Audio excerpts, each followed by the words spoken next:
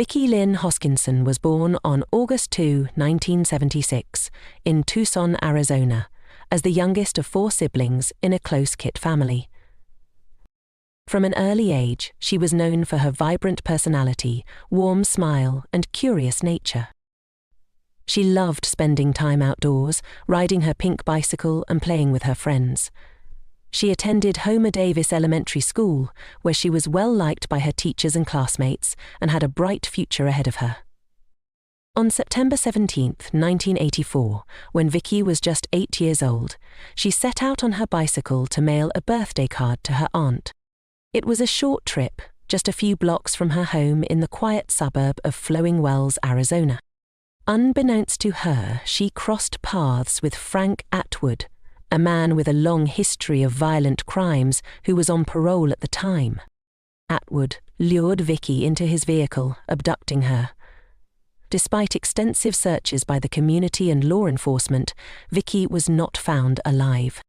Months later, in April 1985, her skeletal remains were discovered in a remote desert area near Tucson.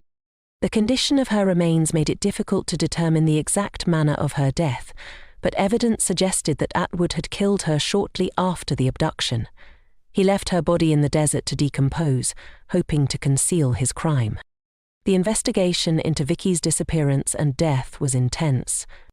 Witnesses reported seeing Atwood's vehicle in the area where Vicky was last seen, and forensic evidence, including paint transfer from Atwood's car on Vicky's bicycle, linked him directly to the crime. Atwood, who was quickly identified as a suspect due to his criminal record, was arrested and charged with kidnapping and murder. During his trial, prosecutors presented overwhelming evidence of Atwood's guilt. He was convicted in 1987 and sentenced to death. Atwood's motivations appeared rooted in his history of criminal behavior and psychological issues, and the crime was determined to be opportunistic in nature. For decades, Atwood remained on death row, filing numerous appeals in an attempt to overturn his conviction and sentence. These appeals delayed justice for Vicky's family, but ultimately failed. On June 8, 2022, Atwood was executed, marking the conclusion of a case that had spanned nearly 4 decades. Vicky Lynne's tragic death left an indelible mark on her family, community, and the nation. Her case underscored the importance of child safety and the need for stricter measures against repeat offenders.